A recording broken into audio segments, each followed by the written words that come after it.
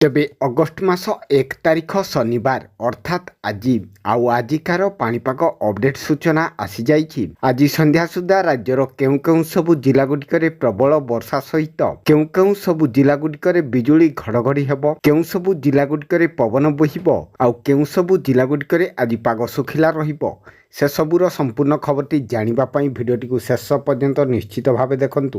ଆଉ ଯଦି ତା ପୂର୍ବରୁ ଆମ OGN ୱେଦର ଓଡ଼ିଶା ଚ୍ୟାନେଲଟିକୁ ନୂଆ କରି ଆସିଥିଲେ ଏବେ ହିଁ ଗୋଟିଏ ଲାଇକ୍ କରିଦିଅନ୍ତୁ, ତା ସହିତ ଚ୍ୟାନେଲକୁ ସବସ୍କ୍ରାଇବ୍ କରିଦିଅନ୍ତୁ ଆଉ ପାଖରେ ଥିବା ବେଲ୍ ଆଇକନ୍ଟିକୁ ଦବାଇ ଦିଅନ୍ତୁ ଆଗକୁ ମଧ୍ୟ ଏହିପରି ପାଣିପାଗ ସମ୍ପର୍କିତ ସମସ୍ତ ପ୍ରକାର ଟେକ୍ନିକ୍ ଅପଡେଟ୍ ଖବରଗୁଡ଼ିକ ସର୍ବପ୍ରଥମେ ଜାଣିବା ପାଇଁ। ତେବେ ଆଜି ରାଜ୍ୟର 20ଟି ଜିଲ୍ଲାରେ ପ୍ରବଳ ବର୍ଷା ବିଜୁଳି ଘଡ଼ଘଡ଼ି ହେବାକୁ ଥିବାରୁ ୟେଲୋ ୱାର୍ଣ୍ଣିଂ ଜାରି କରିଛି ପାଣିପାଗ ବିଭାଗ।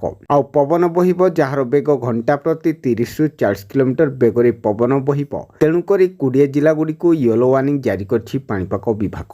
ତେବେ ପୁଣି ଆସୁଅଛି ଲଘୁଚାପ ଅଗଷ୍ଟ ମାସ 13 ତାରିଖ ସୁଦ୍ଧା ଉତ୍ତର ପଶ୍ଚିମ ଏବଂ ପଶ୍ଚିମ କେନ୍ଦ୍ରୀୟ ବଙ୍ଗୋପସାଗରରେ ଏକ ଲଘୁଚାପ ସୃଷ୍ଟି ହେବାର ସମ୍ଭାବନା ରହିଅଛି। ପୁଣି ରାଜ୍ୟରେ ପ୍ରବଳ ବର୍ଷା ହେବାର ସମ୍ଭାବନା ରହିଅଛି। ତେବେ ଆସନ୍ତୁ ପ୍ରଥମେ ଜାଣିବା ଆଜି ଦିନରେ ପାଗ ଶୁଖିଲା ରହିବାକୁ ଥିବା 10ଟି ଜିଲ୍ଲାଗୁଡ଼ିକ ହେଉଛି ନବରଙ୍ଗପୁର, କଳାହାଣ୍ଡି, ନୂଆପଡ଼ା, ବଲାଙ୍ଗୀର, ସୋନପୁର, ବରଗଡ଼, ଦେବଗଡ଼, ସମ୍ବଲପୁର, ଝାରସୁଗୁଡ଼ା, ସୁନ୍ଦରଗଡ଼।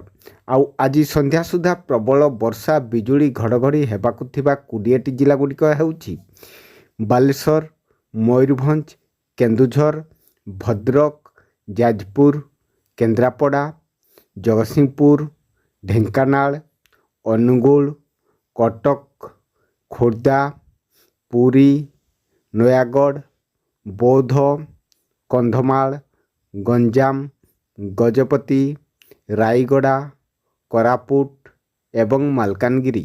ତେବେ ଆପଣଙ୍କର ଜିଲ୍ଲାରେ ପାଗ କିପରି ରହିଛି ଏବଂ ଆପଣମାନେ କେଉଁ ଜିଲ୍ଲାରୁ ଦେଖୁଛନ୍ତି ତାହା କମେଣ୍ଟ କରନ୍ତୁ ଏବଂ ଆପଣଙ୍କର ସାଙ୍ଗସାଥୀମାନଙ୍କୁ ଭିଡ଼ିଓଟି ସେୟାର କରନ୍ତୁ, ଯାହାଫଳରେ ସେମାନେ ମଧ୍ୟ ଆଜିକାର ପାଣିପାଗର ଅପଡେଟ୍ ସୂଚନା ଜାଣିପାରିବେ। ରହୁଛି, ଜୟ ଜଗନ୍ନାଥ।